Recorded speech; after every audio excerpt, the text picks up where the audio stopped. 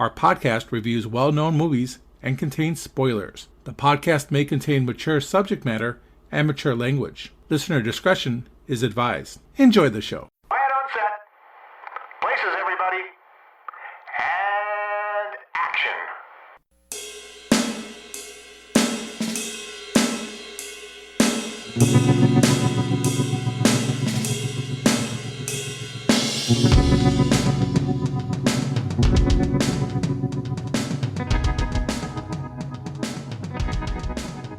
It is time once again for the Hooked on Movies podcast.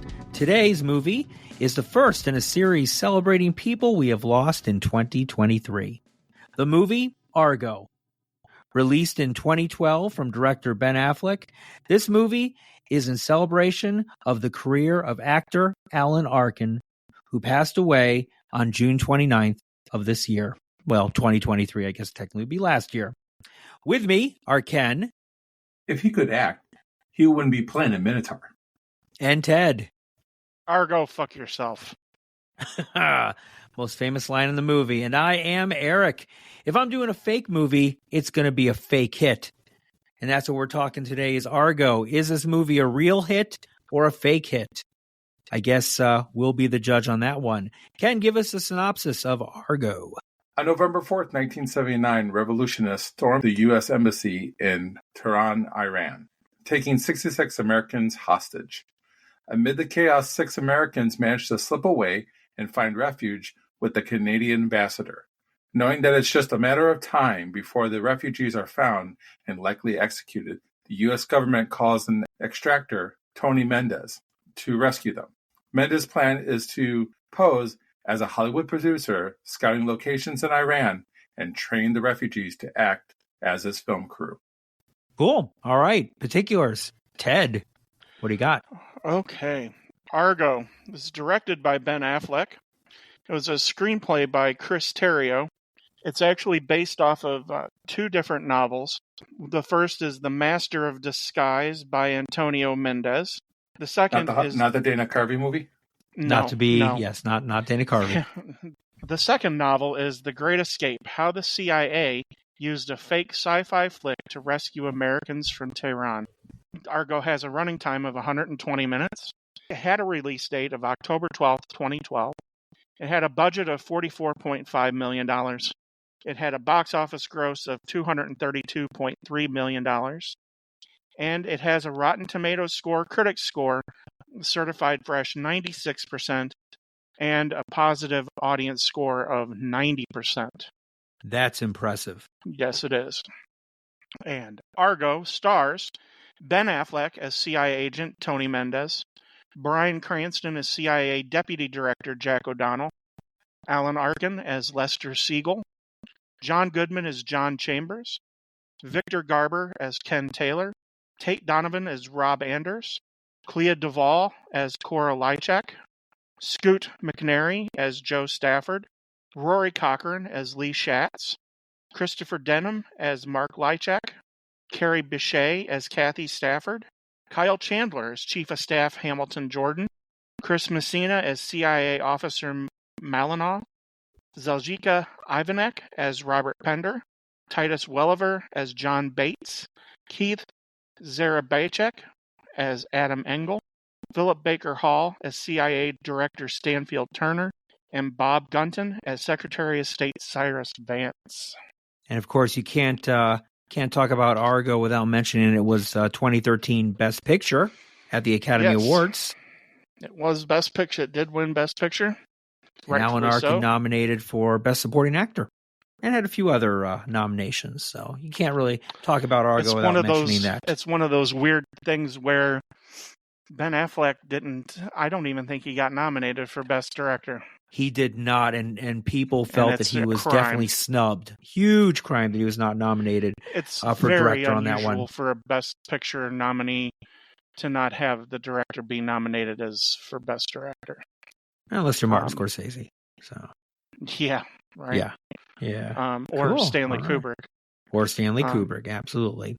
So do you guys remember the first time you saw this one? I saw this on video, or DVD, or Blu-ray. As a tradition, I watched as many of or all of the Best Picture nominees. So, yeah, it would have been right a long time for Oscar season and Golden Globe season. Oh, so you saw The Artist for 2012? Mm-hmm. Oh, yeah. My condolences. All right. Ken, when was the first time you saw it? This is the first time I saw it this past week.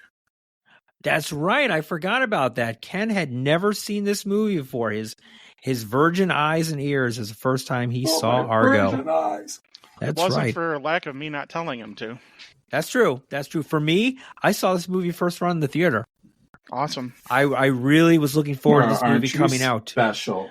I am special. My mother tells me every day that I am very special. Sure, bus. I'm kind of jealous that you saw it in the movie theater because we're definitely worth plunking down the money to sit in the darkened theater. One of my hobbies is U.S. history. And when it comes to U.S. history, my emphasis for U.S. history would be U.S. history between 1970 and 1980. So when it came to the hostage crisis, this fit right in there. This is so wheelhouse. Right there. So I was really looking forward to this thing coming out. I heard about it probably a couple months prior. I mean, come on. Ben Affleck's directing it, and it's got a really good cast. One of the few movies that I have seen first run in the theater, unlike you gentlemen. So You would have really, really enjoyed a couple of my college history courses. I'm sure, yeah. Because there was a couple that really focused heavily on between 1970 and 1980. And then my mentor in college, when I was studying history, his doctoral thesis was on the Iran-Contra affair. Oh, there you go, from 85, 86. Good times there. Well, it all ties into the hostage situation. Well, everything, it all flows. It all flows. Yeah. That's a whole nother podcast that we could talk about 20th century U.S. history. Ken, you're breaking this one into two parts. Tell us about part number one. Part number one. On November 4th, 1979, Iranian revolutionists stormed the United States Embassy in retaliation for President Jimmy Carter's giving the Shah, who was supported by the Western powers, asylum in the U.S. during the Iranian Revolution for cancer treatment. 66 of the embassy staff are taken as hostages, but 6 avoid capture and are sheltered in the home of Canadian Ambassador Ken Taylor. With the 6 escapees' situations kept secret, the U.S. State Department begins to explore options for getting them out of Iran. Agent Tony Mendez, a U.S. Central Intelligence Agency extractor specialist, is brought in as a consultant. He criticizes the proposals but is at loss when asked for an alternative. While on the phone with his son, he is inspired by watching Battle of the Planet of the Apes and begins plans for creating a cover story for the escapees that they are Canadian filmmakers who are in Iran scouting exotic locations for a science fiction film. Mendez contacts John Chambers, a Hollywood makeup artist who had previously worked for the CIA. Chambers puts Mendez in touch with film producer Lester Seigel. Together, they set up a phony film production company, publicize their plans, and successfully establish the pretense of developing Argo, a science fantasy adventure in the style of Star Wars, though it felt more like Flash Gordon, to lend the cover story credibility. Meanwhile, the escapees grow restless. The revolutionaries reassemble embassy photographs shredded before the takeover and realize that some personnel are unaccounted for. And that's the end of part one. So with this movie, the one thing we don't want to turn this thing into is a political science debate between us on the politics of the late 70s about this event. I know we've talked about this movie, and we all know that Ben Affleck and the writers and the directors and the screenwriters took some liberties, changed some facts to make this movie flow. And obviously, we could sit here and debate that all day. So I personally was wanting to really just focus on the actual events of the movie and kind of talk about that versus us going on that, tangent That's my about whole argument of this movie. Yeah, but I would be the guilty one who would do that on this one. I'm just saying, I'm the one that'll go off in left field. Too. The storyboards on the opening set this movie up so beautifully. They do a it really was good job. Perfect. Anyone who knows absolutely nothing about the Middle East or any of their politics, just watching those storyboards gives you the background you need into that opening scene. The only thing that I would have changed from the first storyboards was I would have reinforced the fact that Tehran was considered the Paris of the Middle East. Tehran at one point was what Dubai is now. Like, it was forward thinking. They were advanced. It was westernized. It was westernized because of the Shah. Same with like Beirut, Lebanon. You know, it was very westernized. Yeah, they could have probably brought that up a little bit. The Shah was just another puppet that we had put in place, just like we did all over South America. Well, because of the oil reserves. We wanted Iranian oil. It makes perfect sense. We put a puppet government in there and we roll on. It wasn't just us, right? It was also the British. No, it was us. Part of it. British it was us. It was all us? Yeah, it was mainly us. We were the ones that were mostly guilty. But it. You had British Petroleum, BP and stuff. But the event that set off this movie was the Shah fleeing and coming to the United States for cancer treatment. If he didn't come to the United States, they would not have taken over our embassy. We would have never been the great Satan. Correct. The fact that we took him in, that is what set this off. And it's I very, loved his very interview. unique. I love that they used that interview where I can't remember if he's talking to Ted Koppel or who he's talking to, where he says, well, they didn't come to me and tell me that they were killing people. Yes, That's the biggest crock of shit. He's so full of it, it's coming out of his eyeballs. Yes. The dictator, he was a monster. the Shah and his wife were guilty of atrocities, and they knew it. They were monsters. They were very much so. Very much so. They were the Middle Eastern Imelda Marcos and Ferdinand Marcos. God, we're getting off on that tangent now. We're getting off the tangent. Yes, we are. Let's move back into the movie. End up dying in Egypt? Yeah. No, he died in the U.S. Oh, he died in the U.S.? He died in the U.S. We never kicked him out. No, we never sent him back. I'm not saying we kicked him out, but I thought he ended up in Egypt and died in Egypt. I thought that's what I read. It's like the Did he die in chief Egypt? I don't remember, to be honest with you now. I thought there was a blurb at the end of the movie. But the fact that we took him in is what set this off. Oh, yeah. And getting back into the directorial styles of Ben Affleck. So the way this movie starts out, all this footage was all taken with 8mm cameras. None of this was actual footage. This is all fabricated by Affleck. So this never happened ever? Stop it. Don't deny it. No, but it looks like it's actual footage from 1979, but none of it is. And I was surprised in watching this movie and watching the extras, if you will, the amount of green screens that were added in this movie. When it came to the embassy, there were so many green screens that were added to this movie, and it was done so well that you could not tell. I thought this was all shot on location in Turkey, in the U.S., on all live sites. I did not know that a lot of it was green screen. Yeah, if you're talking about what Ben Affleck was talking about in the extras, he's kind of he's actually extremely proud of the fact that he should be. I mean, I feel like we're in the late 70s, early 80s. Ben Affleck has done a great job of setting this up, and you feel like you're transported in time. Kudos to Ben Affleck, because I didn't think he had it in him. I'm not the biggest Ben Affleck fan, but for this particular movie, he sets a tone right off the bat, and he keeps it going throughout the whole movie. He knows how to pace this movie. And I think the beginning, what you guys are talking about here, I think he makes the right decisions to start us off. I find it interesting that they could have also probably indicated in the storyline that this kind of thing had already happened. They've had people break in before and take hostages, but it's like within 24 hours, everything gets settled. Smaller group, too. Yeah. Right. Smaller group. It never escalated to the point that it escalated the day that everything went down. He says at the beginning of the movie that's a bigger crowd than they're used to, right? Bigger crowd than usual out there, yeah.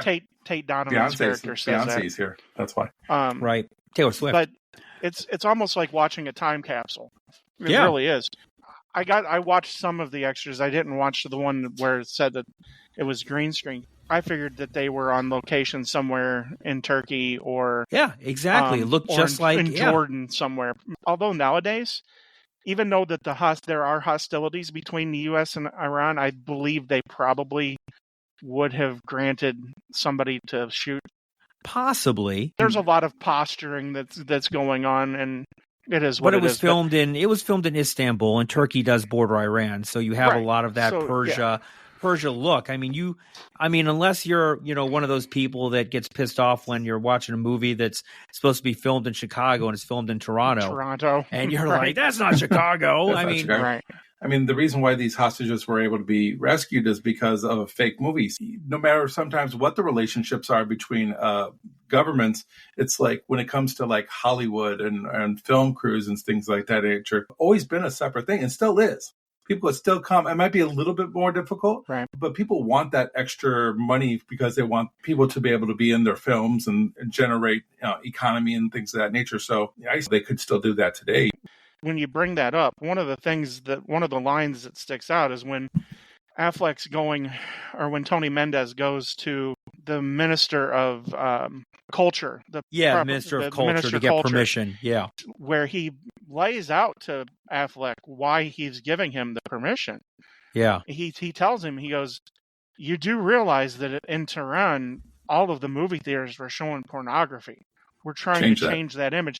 That's why I like the use of the word revolutionary more than Islamic fundamentalist, because it turned into fundamentalism because of the Ayatollah. But a lot of these people were revolutionaries. They wanted to change for the good. As with any revolution, the message gets perverted. It's like me and you, Ted, when we watched boxing recently that was in Saudi Arabia. And how many times did they show us the guy who's in charge of the entertainment section? Exactly. It's like they're pushing the fact that they want to be an entertainment destination, a place that people can go to as tourists. I mean and they said that during the movie too, is that this is, or maybe it was during the extras, but they wanted to be also a tourist place to go to. Like Eric and I said, Tehran was a westernized city. I mean, it was the Shah westernized that city in the 70s. I mean, it was a very, very westernized, culturalized city. Even before that, in the 50s, there were casinos. I mean, the casinos were run by the mob, but they were same today. Yeah. Oh yeah, right. Iran was a westernized country before. Well, think the Shah about took like Havana before Castro came in. Yeah, exactly. I mean, people would fly down to Havana for dinner. Right. I mean, it was a hot spot. It was run by a monster. So when it comes to, just out of curiosity, when it comes to Saudi Arabia and you're watching that boxing, does Saudi Arabia allow like liquor sales and stuff on their prem? So it's like the soccer, the FIFA World Cup, same thing, right? With FIFA, there was a period of time at night that I believe that they could serve alcohol, but they had to negotiate that but that was Qatar, so that wasn't Saudi Arabia. Saudi Arabia is trying to become the new Riyadh. Yeah, Riyadh is trying to become the new Dubai. Yeah, well, and they will never be Dubai because they. Don't get me started on that. It's a whole nother podcast. But yeah, so obviously Iran in this era is obviously very now at the time with the revolutionaries taking over has turned back to his Islamic fundamentalist with Ayatollah Khomeini taking power. I thought one of the interesting things that I didn't really realize, I mean, when I saw the movie, I did, that obviously anyone flying in and out, once you hit Iranian airspace, you cannot have alcohol. You have to stop serving it, which I thought was kind of interesting. Now, for the end of the movie, drink the rest of it down. For the end of the movie, it was very interesting, but right. We'll get to that. It serves as an interesting point there at the end. Yes. I like what we see here, though, inside the embassy and people watching all this go down and the different levels of being freaked out people are. Oh, yeah. I mean, you have the six that are talking to each other about, hey, we need to leave. We also need to get these people out because their concern was the people that actually were trying to get visas to go to America. They're as good as dead if they're caught. Right. Oh, yeah. So they're trying to get them out first and then they follow later. But you have different sections that are dealing it in different ways. And of course they have to shred things and they have to break visa tablets or the prints. The prints. Yes. Yeah. And so you have all these different people reacting differently. And you see the people that are applying for the visas, they're scared. They don't know what to do because they're trapped in this room and there's nowhere for them to go. They have to rely on the people that are working in the embassy to get them to safety. It's a great way to set up the tension of this film to be. It's completely tense, and to sit there and watch as they're trying to shred documents and get everything Burn out. them, I mean, shred them, break them, Right. just destroy all classified information as you have all these people breaking, windows, breaking bars, coming in the vents. What about I that mean- Marine that tries to go outside to calm them Yeah. down? Well, I mean, because he said prior, that's Yeah. what he did. That He went would out there work. and he calmed them down, right. not knowing what the situation was. But it's Yeah. crazy. Within escalated seconds, because- he's blindfolded. So Yeah, well, but yeah, no one had because ever. things changed. Yeah, Right. no one had ever that had never happened before. The revolution had not happened, so no one. It's all new. No one knew what was going to happen. Cyrus Vance and all his people were like, "Oh, it's going to be over in 24 hours." That's what they thought. They're like, "Oh, it'll be over. It'll be done. They're not going to hold them for 444 days." I mean, it was crazy. They thought that they weren't committed to this, and Total, because before, Total sidebar here. There is a great documentary called 444 Days, narrated by our man, William Shatner, shameless Shat. plug, that is incredible. Check it out. Shatner gets We're him all, out. Shatner, that's right. Shatner gets him out. That's how Shatner it saves ends. the world. That's right. Leonard Nimoy and Shatner, and yes, They just beam him out. they just beat that. Oh, you ruined it. They just beam them out. That's right. It's only 6 of Yeah. them, right? You It's- can do it. What? So, It's a fascinating moment where It things is. things changed, because before it was a bunch of people protesting, but when it became militant is when things got dangerous for the people inside the embassy.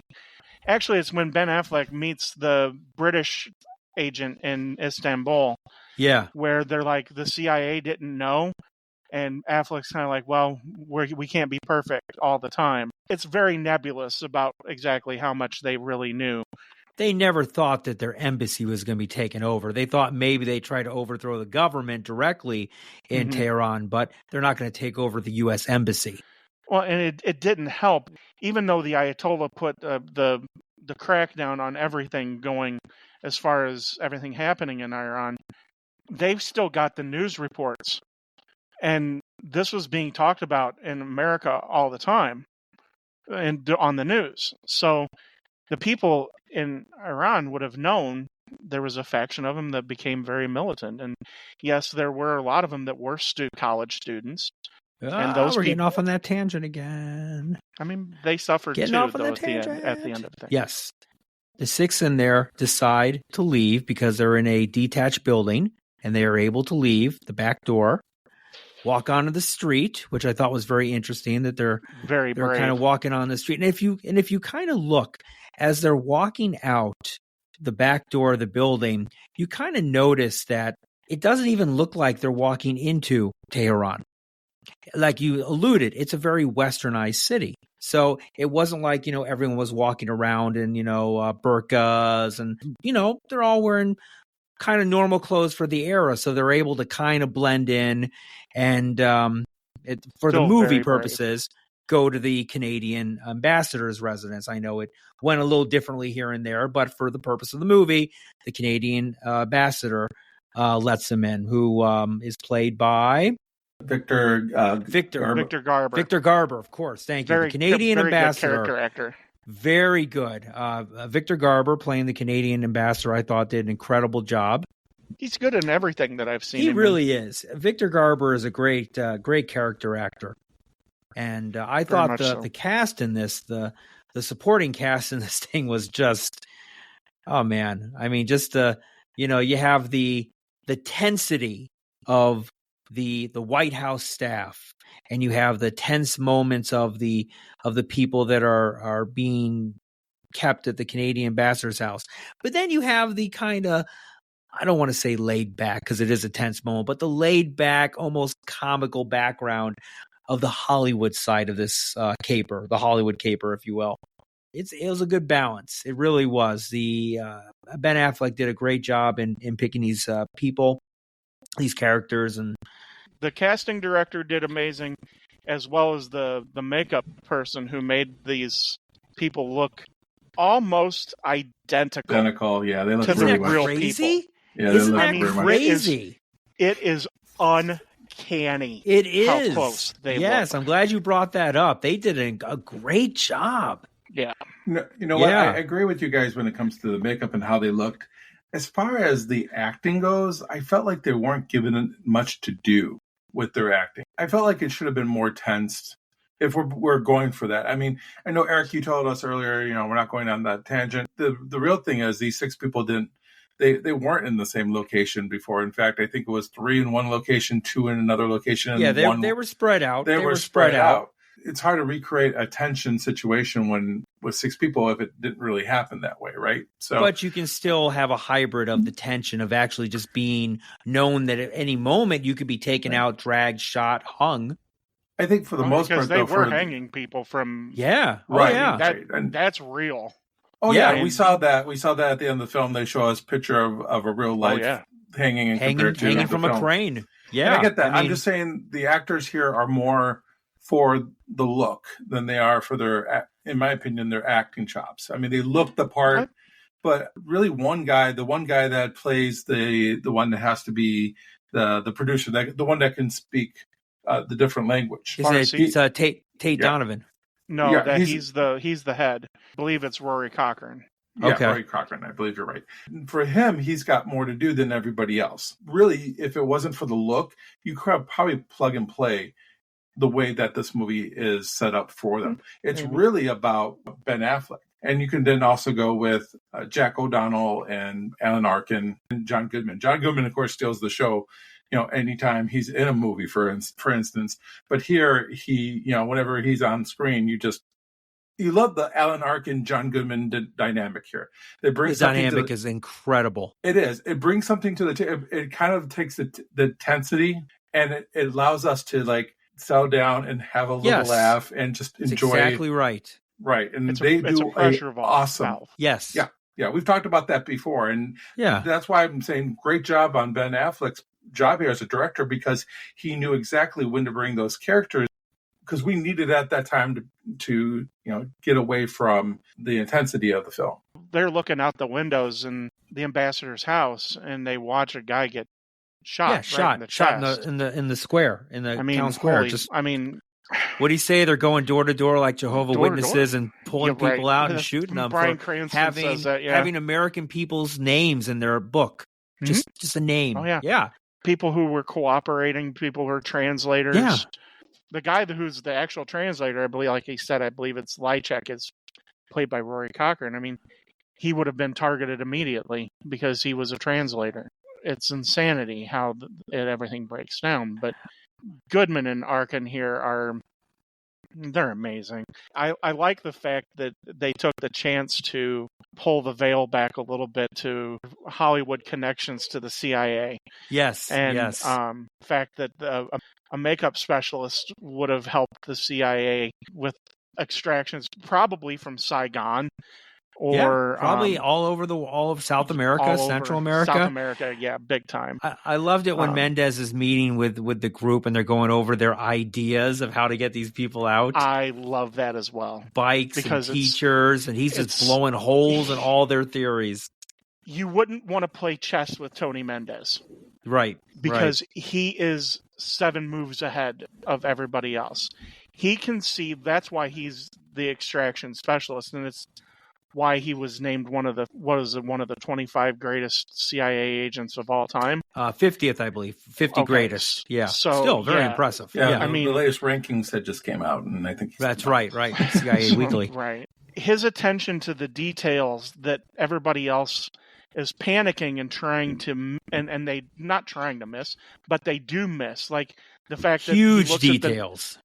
The fact that he looks at the newspaper and that there's snow on the ground. Snow on the ground, right. Who's going to be farming? Yeah, wheat. There's no wheat growing here. And the school closed, 3 or 4 years ago, right? Right. Why are teachers coming in there? Exactly. And the bikes. I love the bikes thing. Yeah, let's right. But he didn't have anything, though, of his own. But at least he was shooting holes in their shitty theories. Because that would have got everybody killed. Easily. Right. Well, like they said earlier, this is the best bad idea that we have, right? That's a great phrase. Yes. I love the line. It's perfect. It's a great line because it's true. There's no guarantee that would even work. I want to talk about John Chambers real quick. This is what's interesting about him is the fact that he's not some ordinary, makeup artist, right? He's actually a successful makeup artist. He actually created the ears for Spock for Star Trek, and he also does the makeup for Planet of the Apes franchise. Yeah, John Chambers has an incredible relationship and reputation in Hollywood. Right, and to use somebody of that stature to help you with this idea, I would love to learn more about John Chambers. He sounds like somebody that you could do a movie on just by himself, and I think that would be an awesome topic to do. Well, and he was also able to be trusted. Tony comes to him because he knows, like they've used him before, but he's able to be trusted. He's not going to run and blabber. He's going to keep it close to the vest. Hollywood is, notorious for loose lips. Very fascinating individual. And it's a credit to Alan Arkin's character as well. Here's a movie producer. He doesn't have to say yes, but Goodman knows that if they come to him, and even if he doesn't do it, he's not going to sell the idea out to anybody else. He's going to keep it to himself, because that's a huge risk too. It's a testament to those two men. I'm sure there were probably the real story, there's probably more people involved, but they take Tony's idea, but then they fill in the holes where people could poke holes in their story. And that's why this ends up working, is because it comes off as real. Like, they have storyboards and they have, everything that's needed to make everything appear real. Chemistry between the two is simply amazing. And John Goodman, one of the things that he accidentally did with John Chambers' character, he had a limp. Well, John Goodman hurt himself before filming had started. And I guess the rumor was that, John Chambers had a similar limp. So they're like, way to go on the acting job there, John Goodman. But it's like, it was done by accident. John Goodman, when he smiles, all of a sudden you want to smile with him. He just has that charisma about him, wherever he's doing like Roxanne, or if he's doing a movie or anything. He's just the person that you want to be friends with. In this character, he's funny, but he's smart. He knows how things work. And I think when you put Alan Arkin in there, and they're both sarcastic in a certain way, right? And when Alan Arkin's in the office right now, when they're trying to buy the movie rights, I think that's what they're doing in there. You know Warren Beatty? Yeah, I know Warren Beatty. I was in the urinal next to him. So. The Golden Globes Award. Yeah, exactly. Yeah. Actually, I think Ben Affleck said that he had the same with Charlton Heston. He was at the Golden Globes and they were in the bathroom, and that's how he got to know Charlton Heston. I mean, he doesn't know Charlton Heston, but he used that line similar to his bump in with Charlton Heston. I thought that was kind of funny. It's beautiful. I don't know if I want to say Alan Arkin is Alan Arkinist here in this movie, but this role for him is almost tailor-made for Alan Arkin. I was going to say, this is almost a perfect role for him. Mm-hmm. If you watch his career, and one of the reasons why we're doing this movie is to honor his legacy as he passed away in 2023, this character is kind of a summary of all the characters that he's played throughout the years. I think this was the perfect movie to pick for him. Even though it's not a big role, he's had bigger roles. He's been the lead actor for other movies. But he was nominated for an Oscar. Right, but what I'm saying here is, but it wasn't his biggest role as far as like time on screen or anything like that. But I think if you would looked at his career and all the characters he played, and you were to like combine them into one character, this would be it. I can go with that. I like how what they needed to do to make this look like that they were really making a fake film, making sure that probably Variety had to put out something out there to let people know. They actually did the read section. Mm-hmm. That's where, to me, it didn't look Star Wars. It reminded me of Flash Gordon. I mean, you had the one that looked like Ming. He was bald-headed. Mm-hmm. And to me, when I saw him, I'm like, this looks more like a Flash Gordon ripoff than it does a Star Wars ripoff. Yeah, it looks like Star Wars meets Flash Gordon they had a mashup type of a thing, yeah. It's interesting if the movie actually would have been made, what it would have looked like. It sounded like the script was kind of trash, though. Anything that was kind of a ripoff of Star Wars at the time would probably have been trash. We've been hearing that there was a lot of movies that were actually submitted to the studio, and possibly Steven Spielberg had one of those movies was submitted to them. Who knows what that movie was? That could have been Indiana Jones. We just don't know.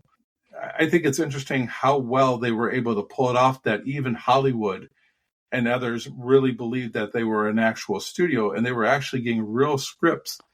They took the offices of Columbia Pictures, I guess an old office of Columbia Pictures, and they used that as their main office, and they had staff. It was Michael Douglas's old office. After they shut it down, they were still getting scripts from like Spielberg and everyone. Right. They had to put that illusion that is a real company, it is a real movie, it is a real set, it's real everything, because you have to put that illusion out worldwide because you don't want anyone to say, well, it's fake.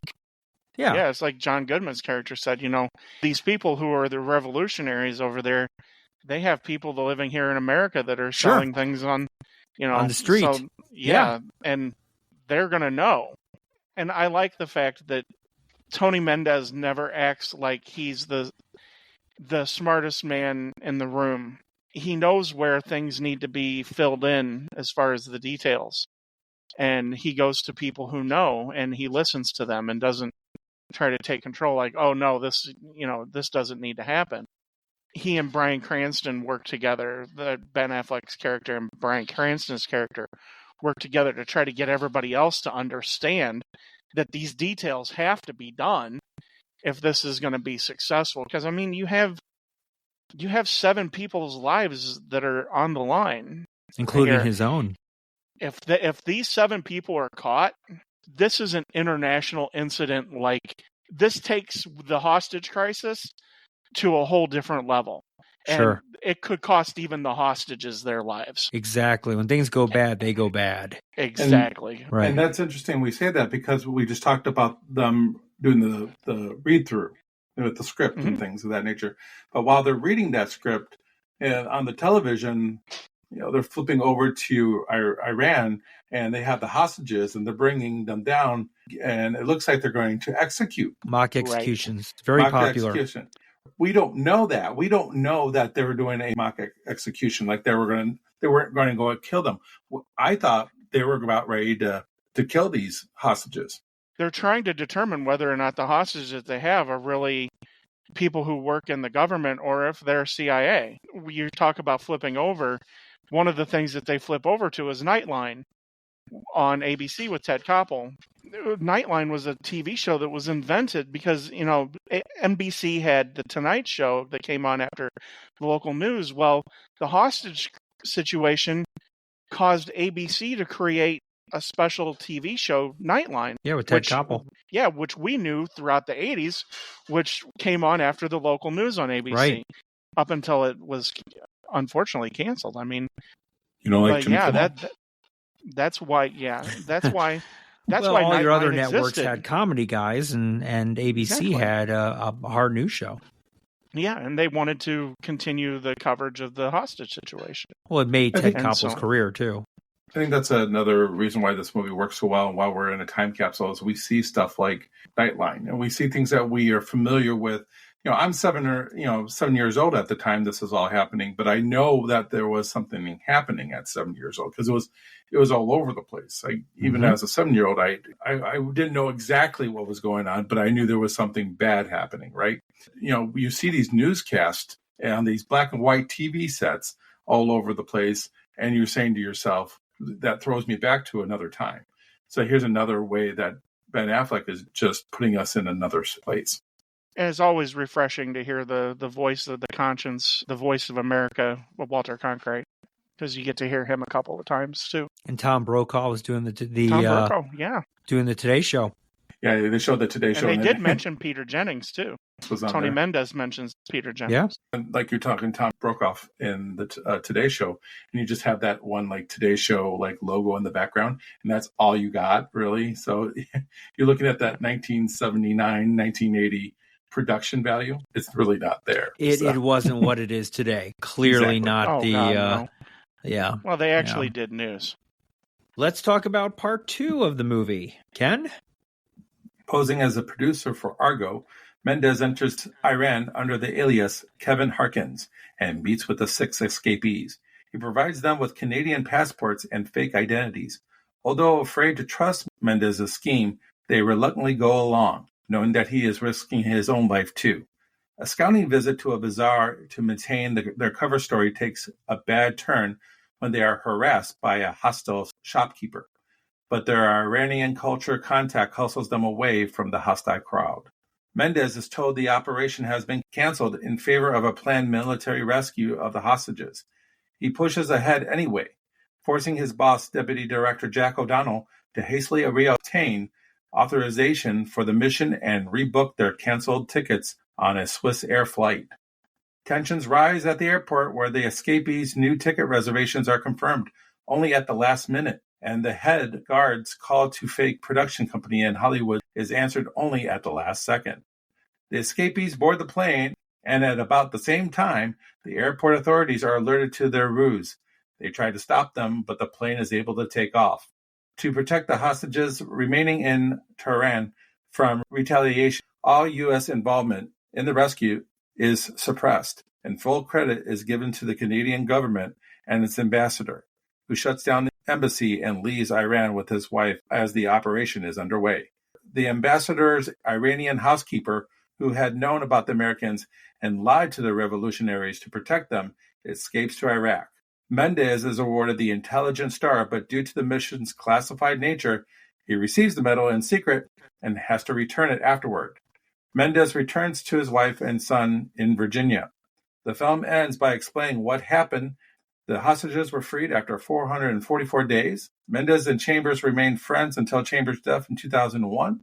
Bill Clinton returned Mendez's star in 1997 after the Canadian caper is declassified. As credits roll, President Jimmy Carter is heard commenting on the operation. The end.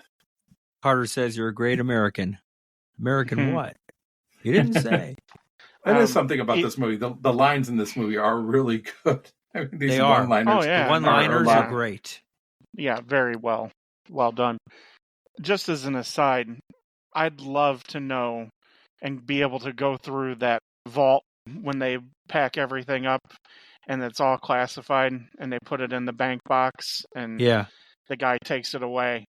What's in there? I'd just love to be able to go through those files, those boxes that are all hidden back there. It's kind of like the end of Raiders of the Lost Ark, where you're wondering what's in all those different boxes.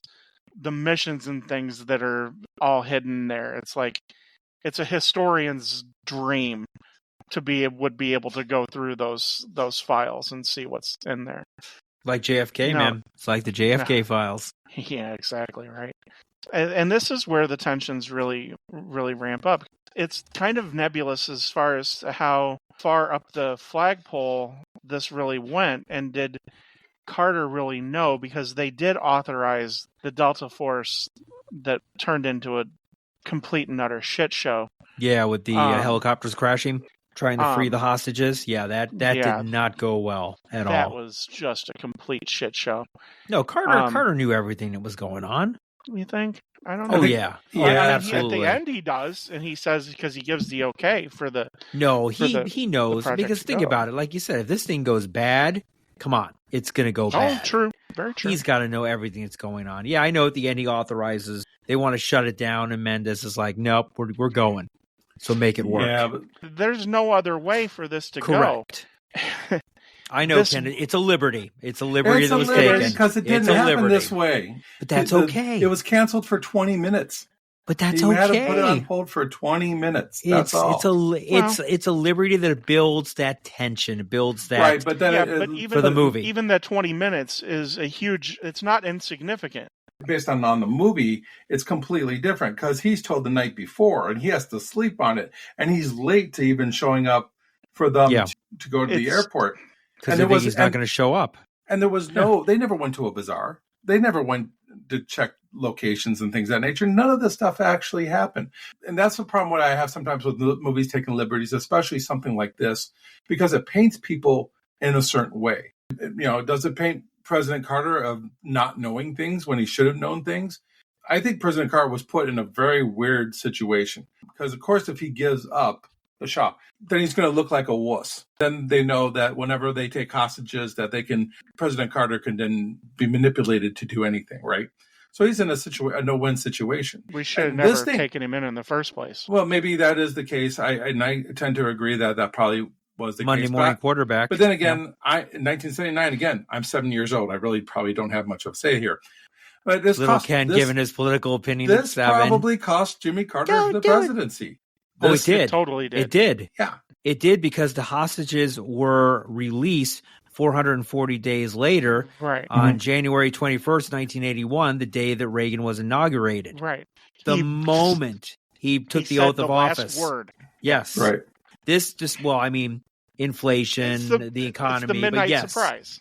This destroyed his presidency. And there was no coming back. You look at Jimmy Carter over the last 20, 25 years, he's now one of the most beloved presidents we've ever had because of his humanitarian side. Right, because he's a decent human being. Right. He was too nice to be president, is what they said. He was way too nice to be president. I think that's why he was stuck in this no-win scenario. Let's be 100%. A lot of this was decisions that were made in his administration that led to all this that happened. Sure. These things had been brewing for a while, and because when the Shah left, I hate to use the word island hopping because he wasn't going to islands, but that's what he was doing. He was running from the Iranian authorities. He was fleeing the country. Yeah. We were the only ones that really made it public that said, yeah, you can come. And so, we're the great Well, it's for cancer treatments too, but still, you're right. And we're the bad guys to begin with. We're the ones that helped put him in power. We not necessarily, but it's I thought that's what we said at the beginning of this podcast. No, we are. No, when it comes to the Middle East, Satan. When it comes to the Middle East, we are the bad guys, regardless of what we do. Because we put our fingers in all the pies, especially then, more then than probably now. Puppet governments, definitely. Assassinations, coups d'etats. Just look at the glory days. Look at the Canadian housekeeper, or that she ends up going to Iraq. Holy shit. That's not real either. She went to Canada. I think she was an Australian housekeeper, if memory serves me correctly. It's interesting that they would have chosen to send her to Iraq when God knows we fucked that country up too. But why would you have an Iranian or an Iranian housekeeper? And you're bringing in, any idiot can tell, why are your house guests here so long? Oh. Right. Why do they always go underneath the floor every time someone knocks at the door? And they make it sound like she was giving them information. That's how they played it out. And it looks like she didn't, because at the end, she basically says they've been here only 2 days or whatever the case may be. She covers for them. She covers for them. But I like how they build that tension that you don't know if she's going to sell them out. For a movie, it works very well. And that's another thing why Eric says you got to separate the movie from the facts. Got to separate it, man. That's my problem is I watched the movie and I liked it. And then I watched, documentaries of what really happened. And I'm like, and you're like, it's not even close. I watched it again and I start cringing. I'm like, no, that's not how it happened. There's other heroes of this story that we don't even get to hear about. We don't talk about the other locations where these people were staying at that could have gotten just as much in trouble as the individual that came over with Tony Mendez, right? Who was the one who actually grilled them on how to how to react to things, how to answer questions. It wasn't Ben Affleck's character that did that. It was the other guy that came with him. Yeah, there's a lot of liberties that are taken, and you do have to separate your fact and your fiction and realize this is a very entertaining movie and look at it from a movie point of view. They also have to condense it into 2 hours. True. Right. But the thing is here, they make Tony Mendez, who I think is a hero, don't get me wrong, but they make him out to be the biggest hero. Where yes, they do. Really, it was kind of evened out on all the people that were supportive of this. And it's funny because when I'm reading the second part of this movie, they had to keep it secret. And so they gave the credit to Canada. Canada was more the reason why this worked than our own CIA. Canada was a bigger part of it. In fact, they were pissed off when this movie came out. They added the additional verbiage about Canada and thinking Canada because of the fact that they kind of glossed over Canada's role in all of this. Well, the Canadian ambassador was a hero too. I mean, he was a hero, but there were a lot of things that Canada needed to do, getting them the visas and the documentation. That was all done by Canada. They had to sign off. Yeah, that wasn't done by the CIA. They gave themselves a lot of credit in this movie, where more credit should have been given to the Canadian government. It doesn't change the entertainment value of the movie, at least. It doesn't change the fact that all these people are heroes. Those 6 people probably saved the lives of those people that were in the building looking for visas to America. They probably saved their life. Yeah, they could have just bailed at any moment. Yeah, they could have just ran out the back door. Again, not all 6 of them were in that area. It's True. It's a combination of different... But they could have all bailed. Right. Yes. So like we tell our listeners, go out there and look at if you're interested, right. I mean, look the facts up. It's interesting. Deeper. I mean, it's one of the 6 wasn't even in the building. Point. He was in the next building over, watching all this happen, and went down. And he was the one that was in the Swedish embassy. I forget which embassy he went to. Ken, you're really taking this personally. When a movie's based on something based off of true story movies, I have some problems with it. I do have some problems with it. Do you cringe when you see based on a true story? You're like, well, here's like for instance, we go. I'll go really quick. Cinderella Man, the guy who fights Braddock at the end. He Max. I forget his name. It was a real boxer, but he's played off as being a villain. But in real life, he never did any of that thing.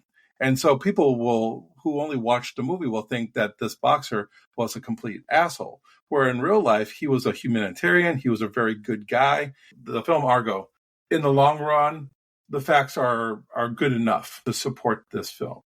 Now I want to rewatch Cinderella Man. But don't pass this off to me as a almost biographical movie, which a lot of movies try to do. Even though they say based on a true story, they rely on the true story to sell tickets. Let's be honest. True. You can't take anything the Hollywood rolls out as biographical. Right. Like this even is a fact. lot of quote unquote biographicals. Movies. Yeah, it's. I mean, look at Oliver Stone's Nixon. JFK. Great movie. Nixon's a villain, but he's not Anthony Hopkins' version of Nixon. Mr. Burns is played by Anthony Hopkins. Yeah, exactly. Or Dr. Evil. I mean, don't get me wrong. Nixon was a monster in a lot of different areas, but there's no redeeming qualities as far as Oliver Stone's movie goes. Well, remember, Oliver Stone was in Vietnam in that era, too. So exactly. Of course he hates Nixon. Of course. Or even take the movie Hoffa. That's Jack Nicholson, right? Yeah, it's Jack Nicholson. Yeah. And here again, if we're going to go by Ken's state, he talks about Cinderella Man. Danny DeVito's character in Hoffa never even existed. Right. They do a lot of combining characters.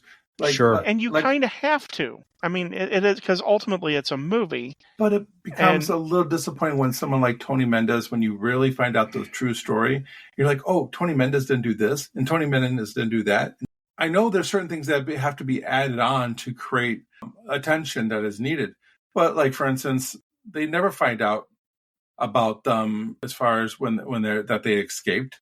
There wasn't police trying to catch a plane taking off.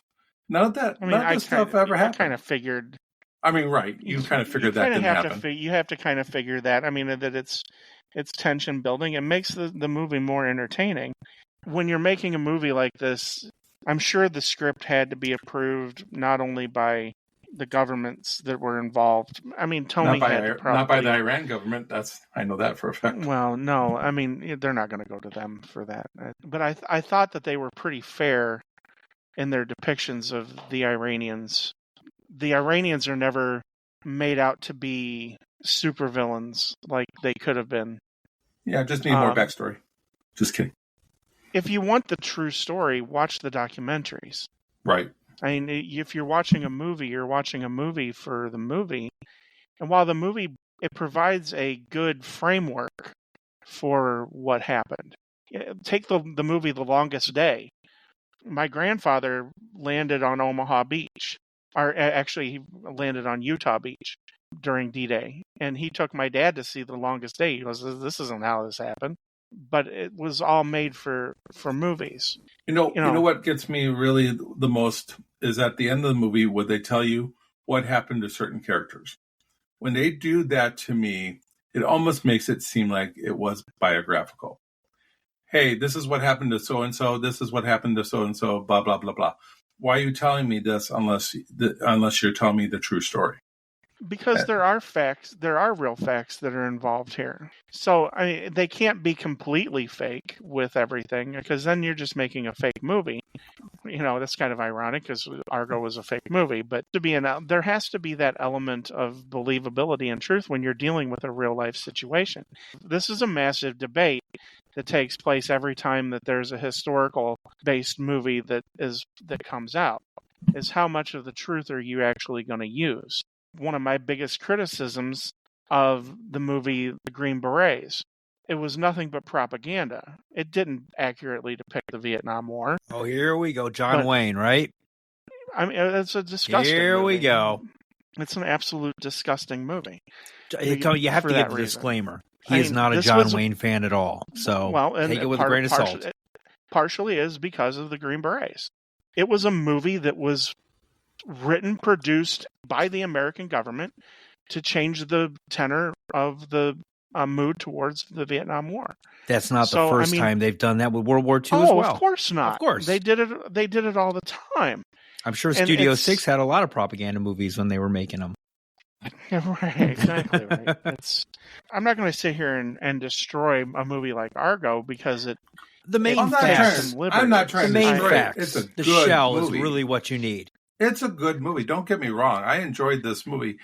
Does it disappoint me a little bit to learn things after the fact? Yeah. I mean, that's the only thing that I could say is there are some movies after I watched it, like Remember the Titans is another one.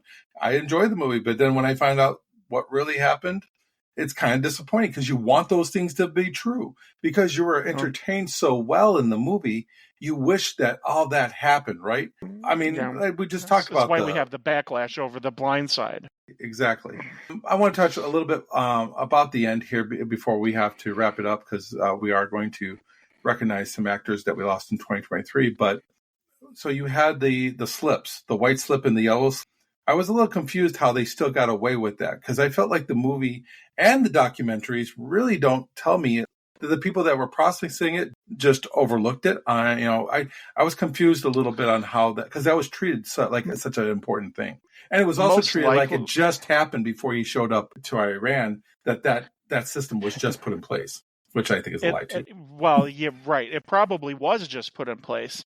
It's one of the security checks. But here's the thing. It also underscores the fact that bureaucracy still fails, even during a revolutionary period. The guy goes off into the back room, and it's probably chalked up that, somebody made a mistake, and they probably threw the white slip away by accident, but they have this stamped letter from the Minister of Culture that says that that's why they were there. Kind of take that as it was a legitimate mistake. So, it is what it is at that point. It's the next checkpoint is where the problem arises because those are the people who, were the true militants. Those were the real hardcore revolutionary Those are the guys who will shoot you on sight. Right, like Tony Mendez said. These are the guys who were educated in America or educated in Europe that are full believers, and they are looking for people. Essentially, they're the secret police. How ironic, too. I thought it was interesting that the third gatekeeper, if you will, screaming at them in Farsi, but yet he spoke fluent English. Exactly, he did. Exactly. And it's just intimidation. Correct. It's nothing more than intimidation. He did not expect Lychek to speak Farsi. Correct. And because you can see the look on his face, it's a great acting job by that actor. He had completely taken aback when it's my favorite scene. Lychek starts. It's my favorite scene in the whole movie. Ben Affleck said he loved the guy. He said what they call him? They call him the Brando of Iran or something. They gave him some kind of a name. They said he was an incredible actor. Yeah, he did a great job. Was really good. Yeah. Is it one too many though? He's terrifying. Yeah. Is it one too many twists and turns though? At the end though, I feel like they're doing a little too much, and I think I would have liked it if they would have ended it without the police change with the plane, because you had all those other things that were going on. I just felt that was kind of a little bit. They could have Too stopped much. with them getting stopped at the gate that's the bars. Mhm. Yeah. They didn't have to show them getting into the Zuzu truck or the Toyota truck and driving to next to the kind of like the South Really, American you're gonna- gorilla look there. Right, you're gonna. What are you gonna do? Blow the tires out on the Swiss Air jet as it's taking off on a 747, right? Exactly. No, And here's the Exactly. thing, that flight was delayed in real life. yeah. That flight was delayed, and other planes were taking off to go to other locations. They had 2 backup flights in reality. They did, British Airways and then one other. but they let those go because they felt Correct. like if they would have jumped on those planes, it would have looked too suspicious. It's true, and it turned out to only it's be true. delayed But 20 minutes why instead not of 4 use hours. that? It is true, and it sounds great. I mean, here you're being nervous. Here's another flight that's gone. Here's another flight that's It's gone. Hollywood, man. I know it's Because- Hollywood. I just like I know. a little bit more realism in my film. Because now you do all that. Okay, we got to put this in. You got to put this, and now you're at 3 hours and a half. At some point, I mean, I bet you there are some great scenes on the cutting room floor that I bet. Oh yeah, that I'm were sure there filmed. is. Right, and I'm Yeah. sure there would have been more factual stuff. And like I said, in most of these movies, they usually combine characters and scenarios together to save time and try to accomplish the same thing. And sometimes it works extremely well, and sometimes it's just like, okay.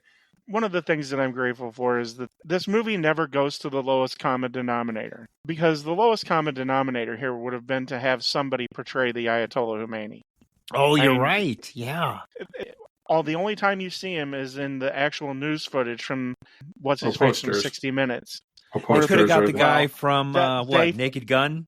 I don't know if His those were hair, real. mohawk, and everything. Yeah. Yeah. I don't know if those were real posters, but those posters are creepily accurate. Which as far posters as at the airport? At the airport, all yeah. over, all over too. all yeah. over. No, those are all manufactured. Those penetrating eyes. Yes. that he had. Yeah. So the airport was LA International. Another actor could never have accomplished Correct. those eyes, No. and it would have been farce at that point. You didn't have anyone Mhm. portraying Khomeini and or anything. Because there is such a desire to try to pull something like that off, and there's no way you could have an actor pull off those eyes.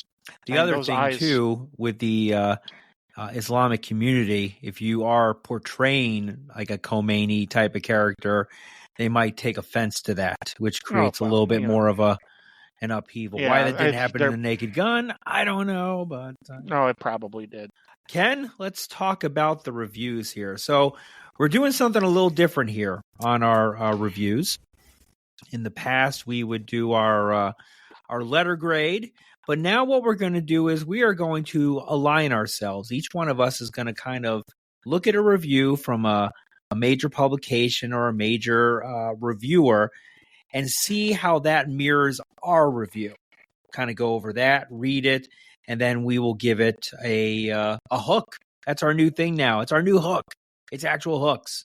0 hooks to 5 hooks. 0 being bad, 5 being one of your greatest movies of all time. So, Ken, why don't you kick off our new review style here? Okay, so I'm going with a reviewer by the name of James Crute. I got this off of Rotten Tomatoes. He writes for stuff.co.nz, so not a well-known critic, but I like what he had to say. And this is his quick stance on this. Students of history will find plenty to carp about, which does slightly spoil the overall effect. But as a searing slice of entertainment, Argo is hard to fault. I really relate with this, as you guys heard throughout the podcast.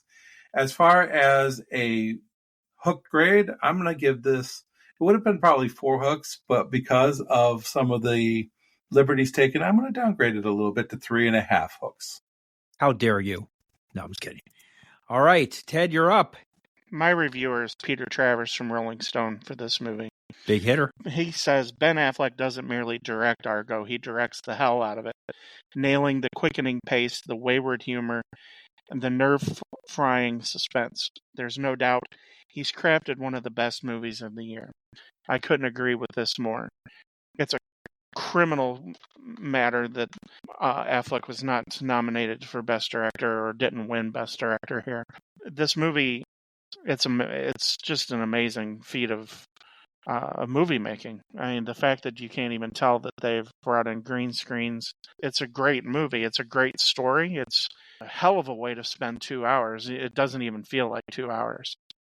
And I think that's a big testament to any movie where when you sit down and you feel like, it's over already. It's definitely well worth anybody's time, especially if you're interested in any sort of historical movie. I thoroughly enjoy the movie. I absolutely love it.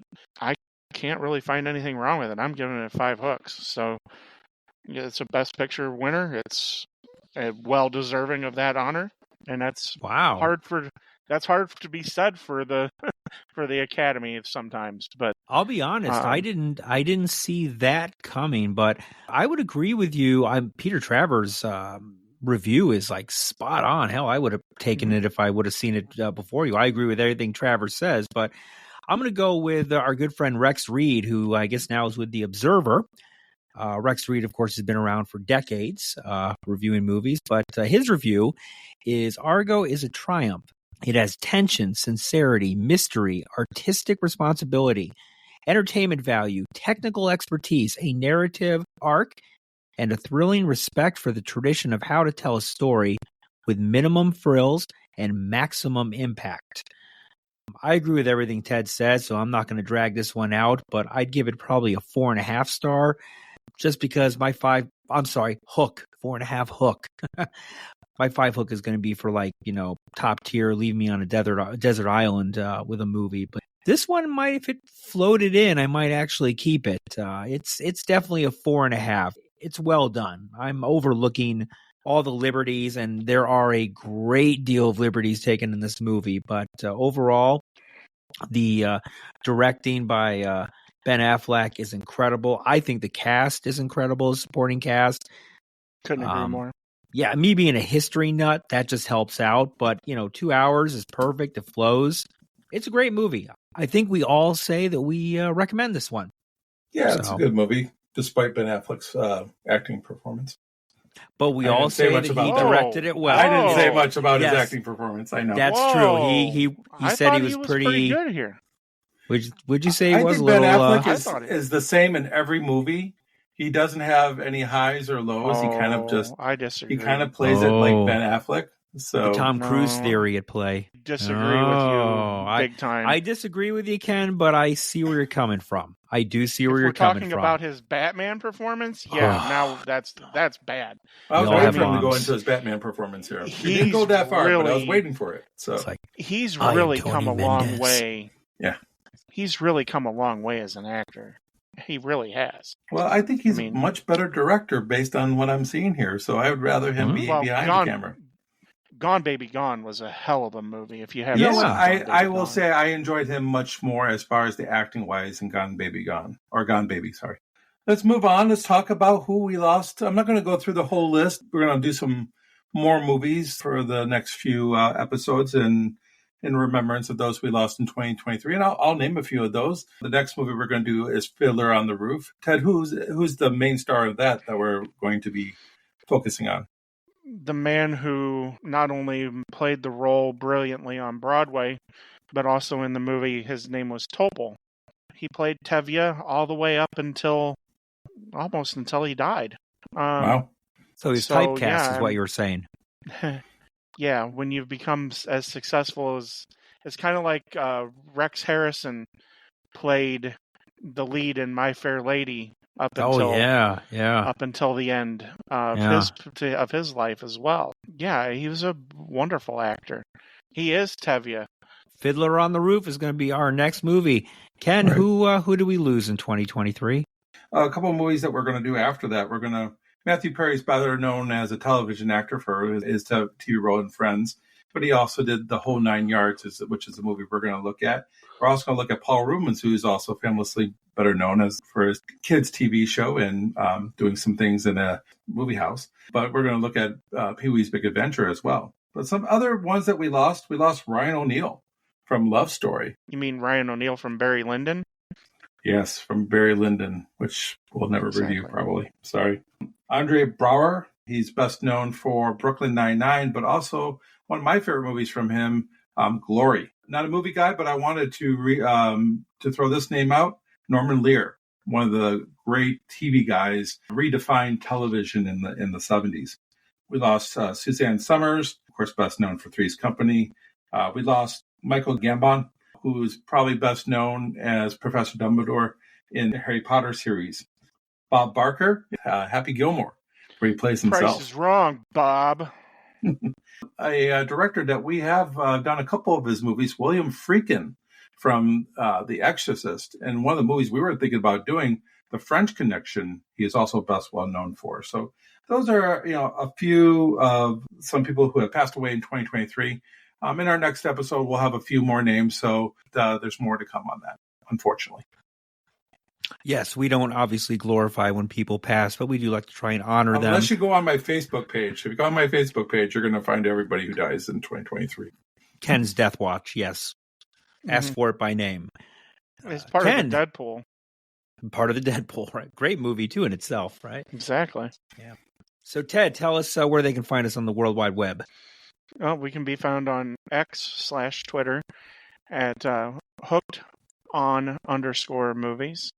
Come there and participate with us, and we're going to start to be a lot more active on Twitter and tweet out things and join the community and talk and interact. And then, of course, whatever podcast version you're listening to us on, whether it be Good Pods, Apple, Spotify, any of those podcast platforms, if you can, give us a rating and review. It helps us get noticed and it helps us rise up the charts from where we're at.